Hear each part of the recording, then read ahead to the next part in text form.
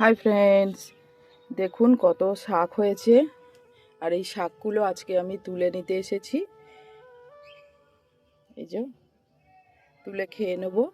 আর তারপর আবার কিছু দানা আছে, আবার কিছু দানা আমি এই গামলার মধ্যে দিয়ে দেবো। তো এইগুলো তো আমি শীতকালে যখন পিটুনিয়া তৈরি করেছিলাম তখন করেছিলাম। তো পিটুনিয়াগুলো শেষ হয়ে যেতে সেই গামলাতেই আমি কিন্তু শাকের দানা দিয়েছিলাম। আর এই শাকের দানার বপনের ভিডিও আমার চ্যানেলে রয়েছে, তো আপনারা চেক আউট করতে পারেন। তো দেখুন আমি এই শাকগুলো এখন তুলে নিতে এসেছি।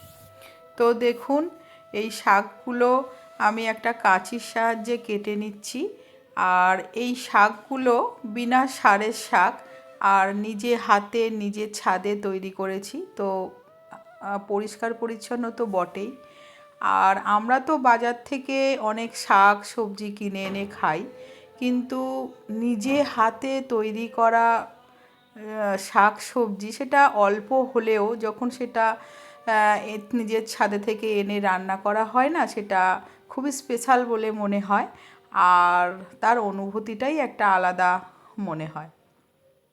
দেখুন এই শাকগুলো আমি তুলে নিয়েছি আবার।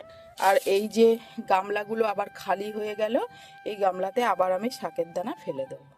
তো থ্যাংক ইউ।